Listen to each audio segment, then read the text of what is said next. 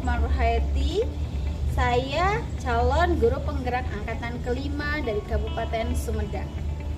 Saya adalah guru SDN Sukoreja 1. Saya pada kesempatan ini ingin berbagi tentang koneksi antar materi dan refleksi Ki Hajar Dewantara.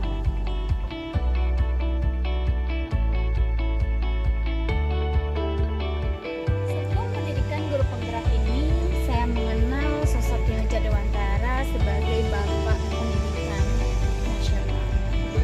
Ki Hajar Dewantara terkenal dengan trilogi pendidikannya.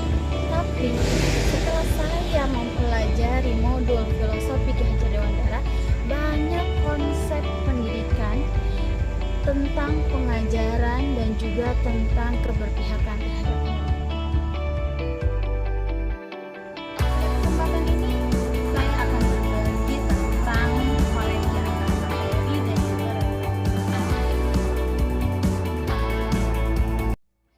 ada 3 pertanyaan yang akan saya bahas dan saya bagi pada kesempatan kali ini.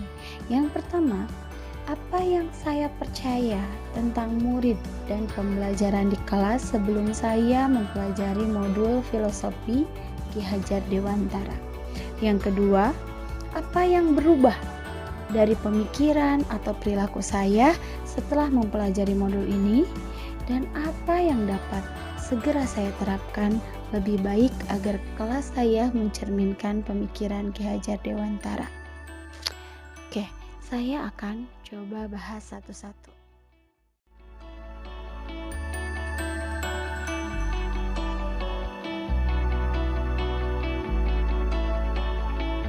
Sebelum saya mempelajari modul filosofi Ki Hajar Dewantara, saya beranggapan bahwa saya sudah berhasil melaksanakan pembelajaran sesuai dengan tuntutan kurikulum.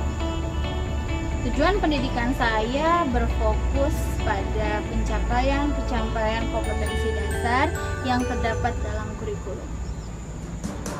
Saya juga berfokus kepada pencapaian kriteria kecerdasan yang kita kenal sebagai KKM.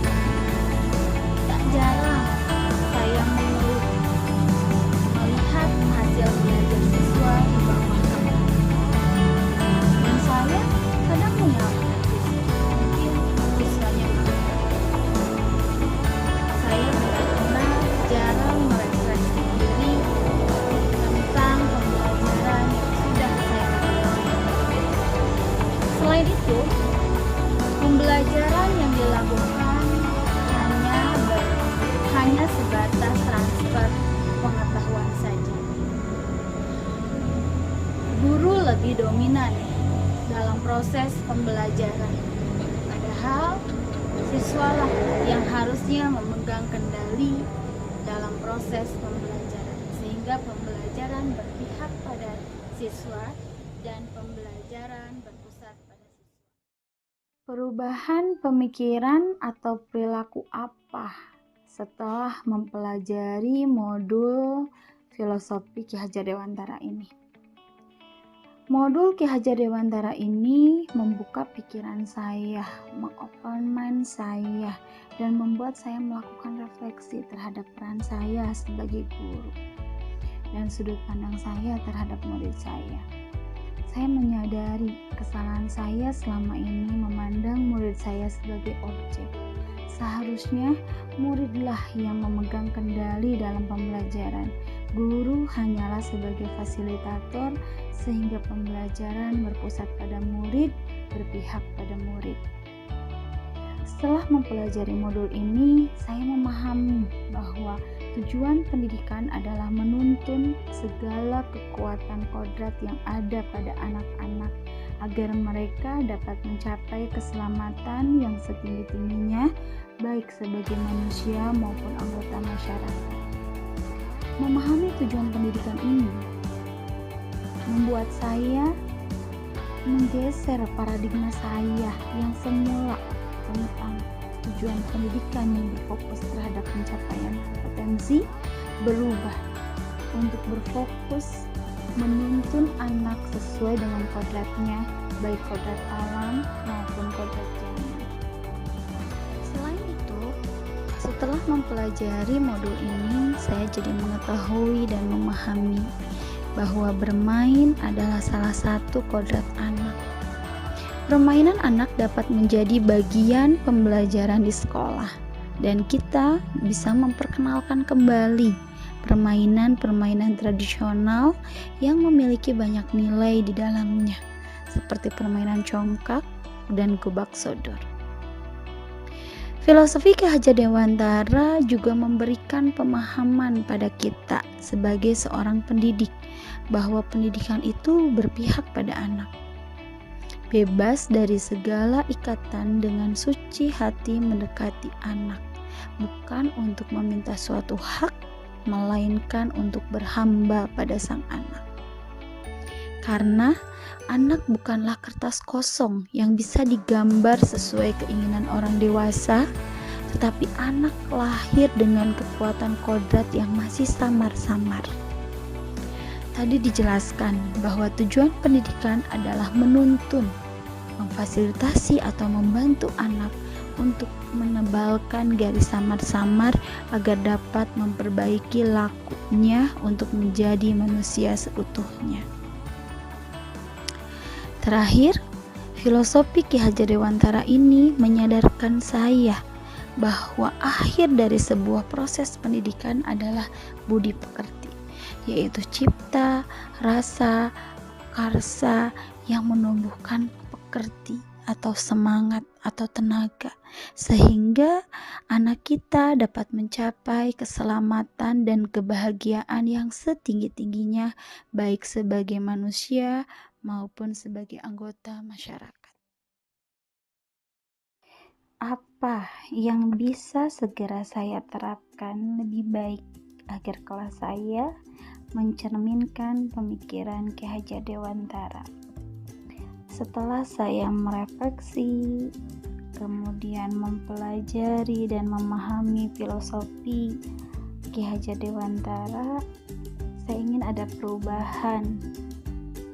Saya mulai di kelas saya. Yang pertama, saya ingin lebih memahami murid saya, memahami kodrat mereka masing-masing. Kemudian saya melibatkan murid dalam setiap pengambilan keputusan terkait pembelajaran, misalkan membuat kesepakatan kelas atau keyakinan kelas sebelum memulai pelajaran. Kemudian saya juga harus meningkatkan kualitas diri saya untuk memahami kodrat zaman mereka. Seperti keterampilan abad 21 ini, saya harus mencoba menguasainya.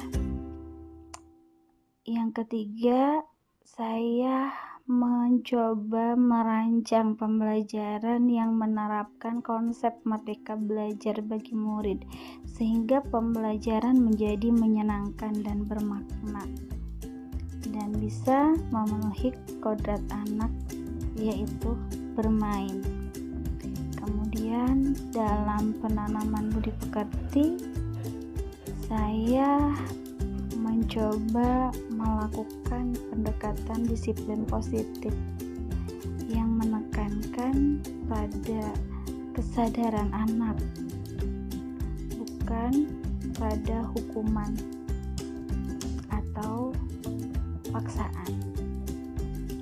Kemudian saya juga mencoba mengenalkan apa itu profil pelajar Pancasila dan mengembangkan profil pelajar Pancasila pada diri anak. Dan yang terakhir, saya akan mencoba berkolaborasi dengan teman sejawat dan beberapa pihak stakeholder yang ada di sekolah.